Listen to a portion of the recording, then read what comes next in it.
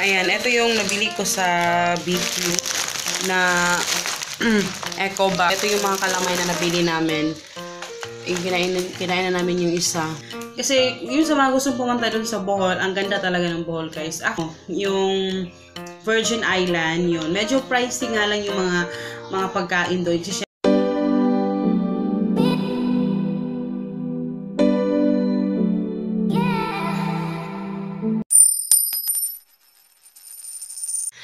Hello guys! Good morning! So ayan, nakarating na kami. Ngayon pala is January 17, 2019. Ngayon lang kami dumating. Actually, kaninang mga 5. Nakarating kami dito sa bahay. And natulog sila. Papa, nagkalat pa yung bahay.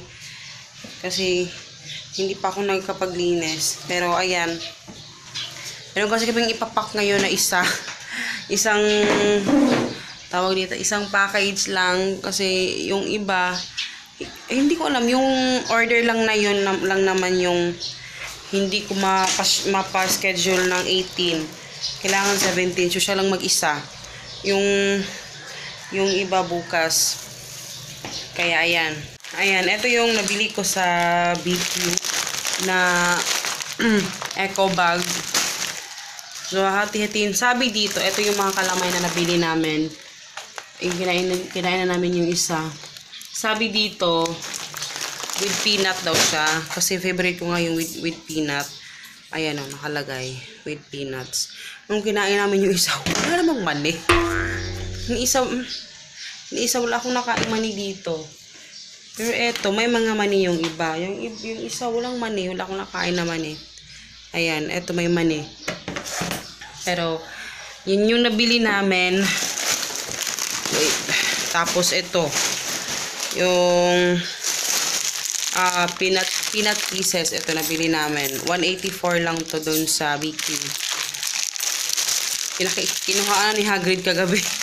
Nagutom daw siya. Ayan, yan. Maglilinis muna ako, guys. Tapos, mamaya tayo magchika about doon sa nangyari sa Bohol. At saka yung mga tip ko na ibibigay sa inyo pag gusto nyo pumunta sa Bohol. Yan, marami akong sasabihin sa inyo mamaya. Pero, for now, maglilinis muna ako. Tapos, ipapack muna namin yung isang order. Nag-iisa lang talaga siya. And, kasi yung iba, bukas pa yun eh. Yung bukas, medyo marami kasi yun. Kaya, papupuntahin ko dito yung aking sister-in-law para tumulong sa akin. Inaantok pa ako, guys. Yung inaantok pa talaga ako kasi kaya hindi ako makatulog. Ngayon, actually may sila ni Hagrid, may pasok pero activity lang meron ngayon. Magsasayaw ata sila. Pero hindi ko na siya ipapasali doon kasi hindi naman siya nakasali doon sa tawag dito, practice nila. Kaya useless din, ano siya, tsaka may uniform. I mean, may costume kasi sila eh. Hindi ko nakuha yung costume. Kasi ngayong umaga yung tawag dito. Ngayon umaga yung nila sayaw. Kaya hindi na lang. Bukas ko na lang siya papapasukin. Hello guys! Good afternoon! Today is January 18, 2019. At anong oras na? Mag-aalas 10 na. Ngayon ako nakapag-vlog kasi kakarating ko lang. Tingin kita nyo nakabagbag. Kasi hindi talaga ako naka-vlog kahapon. Hindi ko natapos yung vlog. Kasi nga, naglaba ako kahapon. Kasi pag-uwi namin, ang dami kong kailangan labahan at linisin. Sorry, hiningal ako kasi nagbitbit ako ng karton. Paakyat dito. Diyos ko. Yun, nag-taxi lang ako. Kasi medyo marami rin yung pinamili ko. And also, 3:20 yung out ni Hagrid. So, kailangan ko na madiliin to. Plano ko pa naman sanang mag one-on-one talk sa inyo ngayon kasi nga, yung about sa Bohol, yung sa mga gustong pumunta doon. So, magagawa yun kasi kanina pagdating ko kay Hagrid sa school, nakalimutan kong ilabas yung aking packages na i-pick up ni Black Arrow. Kaya umuwi na naman ako dito. Tapos, dinala ko yung mga package. Pinunta ko nun sa office nila. ayun, muntik na akong hindi masama yung aking packages kasi nag-ano na sila, kinuha na yung mga package dun sa office. I'm pa sorry. Kaya, maglilinis muna ako guys. Hindi pa ako nakapaghugas sa plato kasi diba anong oras nag-ano yung tubig. Kaya kanina hindi ako nakapaghugas ng plato. Akyat muna ako kasi ano ko tong wire. Pero ayun, ang dami kong gusto sabihin sa inyo. Pero bukas,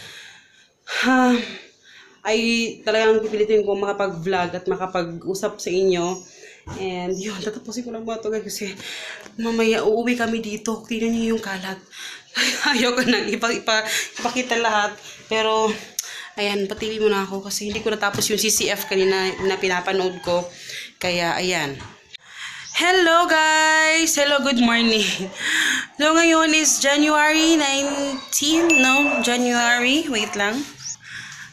Yes, January 19, 2019. And putol-putol yung vlog ko kahapon kasi sobrang busy. Hindi ko matapos-tapos yung vlog. And ngayon, pag-uusapan natin ngayon yung about sa kung gusto nyo pumunta or magbakasyon doon sa Bohol. Ano yung mga dapat nyong gawin or mga dapat nyong malaman. So yung damit ko, ano nangyari dito. Pero, yan. Wait lang. Ayan, dyan ko na lang kayo ilalagay. Pasensya na sa background. Wait lang, para hindi ko masyadong makita yung background na yan. Pero, ayan, real life naman yan. Okay, kasi yung sa mga gustong pumunta dun sa Bohol, ang ganda talaga ng Bohol, guys. Actually, hindi talaga yun, hindi talaga yun talagang vacation. Hindi yun talagang family vacation. Ano lang yun? It's a family reunion ng side nila papa. So, pag may fiesta kasi doon sa nila, sa Panglao. Pag fiesta, doon lang nagkakasama-sama yung mga magkakapatid ng papa niya, ganyan. Kaya yun, sumama kami. Hindi talaga yun bakasyon namin. Kasi may nagtanong sa inyo kung part ba yun yun ba yung pinag-iipunan ko na bakasyon? Hindi po yun. Kasi iba kasi yung bakasyon na yung family vacation talaga kasi gusto ko para sa akin yung vacation yung talagang nakakapagpahinga ka yun gusto ko yung nakapag-relax nakakapag-rest ka wala kang iniisip yun yung bakasyon para sa akin yun kasi it's more of pakiki-bond dun sa mga relatives nila papa kasi minsan lang magkatagpo-tagpo kasi iba-iba yung lugar. May iba nasa Cebu, nasa Cagayan, yung iba naman nasa Manila. So, yun yung time na nakakapag-bond lahat ng mga cousins nila.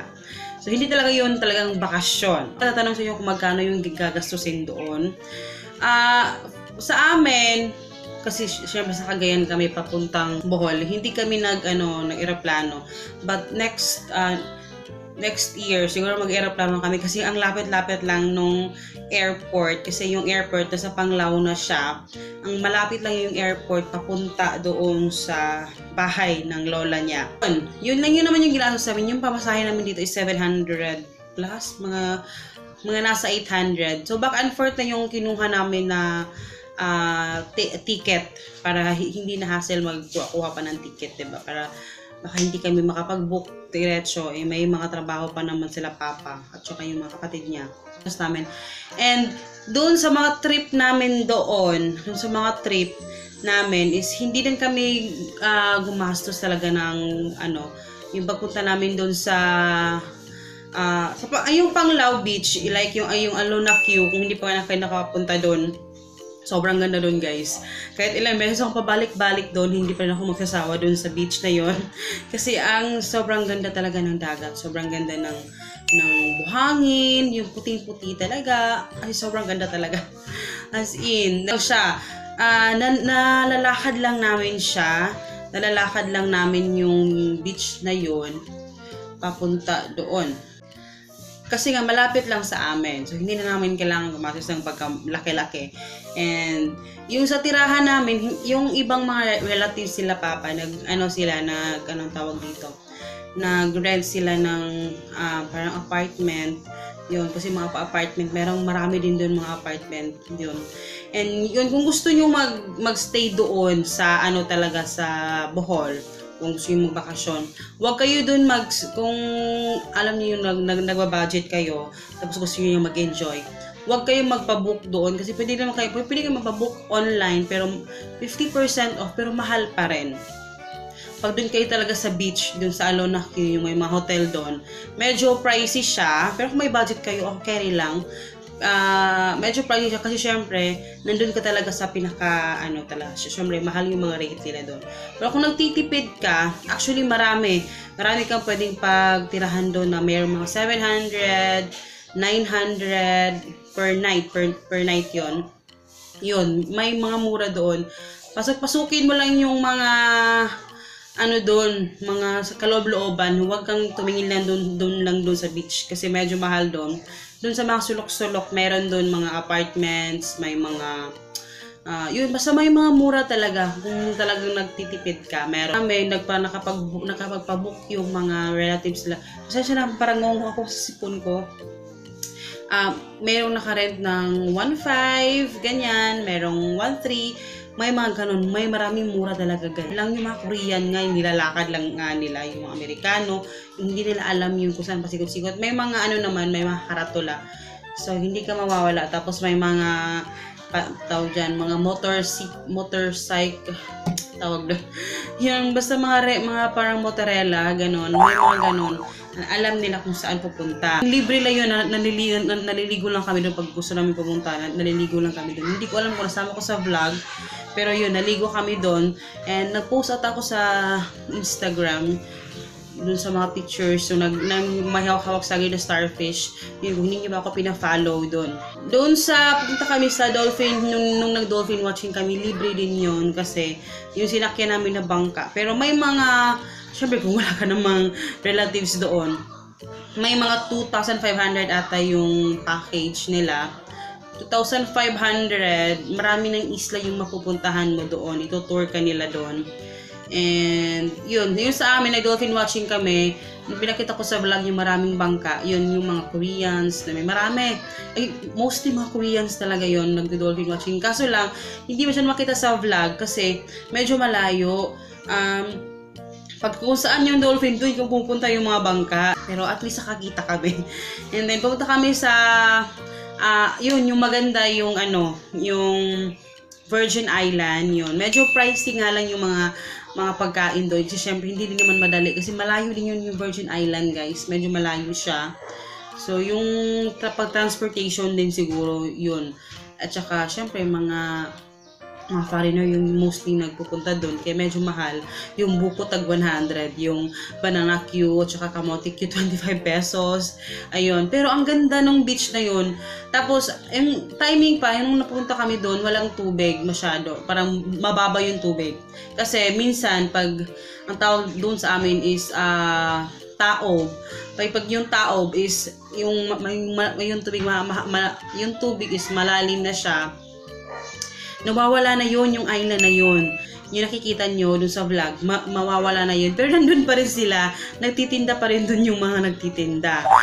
Yun yung setup nila doon. Yun yung Virgin Island kasi, at berhen pa kasi siya. Yung mga bahay-bahay doon, inumbok lang nila yun doon sa sand, sa buhangin, para makagawa sila ng mga at least pang nila, bahay-bahay, yan, ganyan. Sila noon is, meron din, hindi lang kami pupunta doon kasi may mga bata, marami kasi mga bata kasama kami.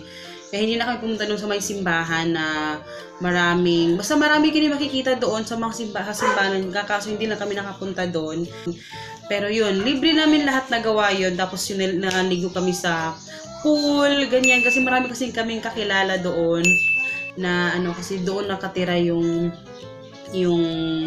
parents ng papa ni Papa Joe. Doon sila nakatira. And hindi na kami nag-rent kasi syempre, kung mag-rent lahat, wala namang titira sa bahay. Sabi ko, huwag na lang tayo mag-rent.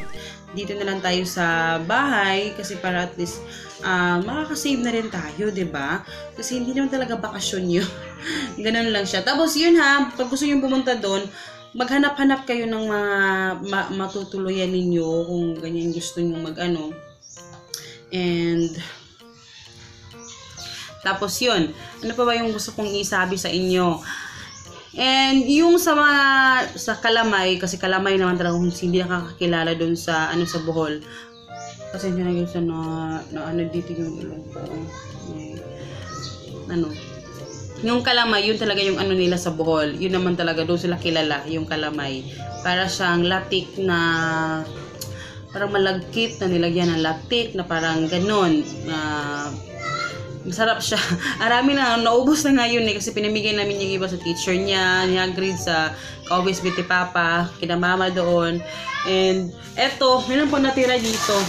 Eto yung peanut pieces. Ito din, isa dito sa inaano nila. Eto yung peanut pieces. Ano lang to, 184. Medyo sa BQ kasi, sa BQ ko to binili. Manalaban na napanood nyo na yun sa vlog. Kasi kung ba talaga. Sa BQ, medyo mura to, pero doon sa port, doon talaga sa pagkasakay ka ng barko, medyo mahal-mahal doon. Mga nasa 200 ata yung price nito, or 190 plus. Pero doon sa BQ, mura lang siya. Pero yung Kalamay, mas mura doon sa port na nakita nyo sa vlog. Mas mura doon, 3 for 100 pesos. Doon kasi sa BQ, nasa mga 60 plus yung isang ganyan, 51 per Kaya marami kaming nabili. Pero yun nga, napamigay na namin. Eto, hindi namin inubos kasi favorite yun to ni Hagrid. Kinakain niya to, yung peanut pieces, ganyan. Lang guys, yun yung talagang gusto kong sabihin sa inyo kasi sa mga feeling ko maraming gusto pumunta sa Bohol kasi as in sobrang ganda ng Bohol guys. At kung wala naman kayong sasakyan, may marerentahan din kayo doon mga 2,500 o 3,000 ata. Van ata yon. Pwede kayo mag-rent doon. Actually, pagbaba nyo ng barko, may mga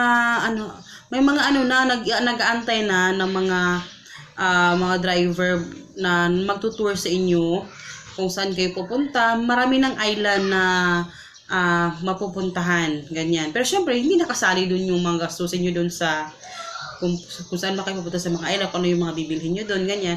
Para itutour lang nila kayo kung saan yung mga magagandang island sa Bohol. Kasi ilang ganda. Ang ganda na lang ng Bohol, guys. Hindi ko pa man nalibo talaga yung kabuuan ng Bohol, pero yung sa Panglao pa lang talaga ang ganda. Kung talagang pupunta kayo sa Bohol, huwag niyong kalimutan pumunta sa Panglao kasi ang ganda talaga doon, promise. So, yun lang guys. Kasi medyo mahaba na itong sabi ko medyo mahaba na yung video na to. Pero, ayun. I hope you guys enjoy. And follow nyo ko guys sa bago nating hindi siya bago. Lumang channel. Pero, bago pa rin yun. Budget Mama, nakalagay yung link sa description box. Yung mga one-on-one budget videos natin andon sa channel na yon.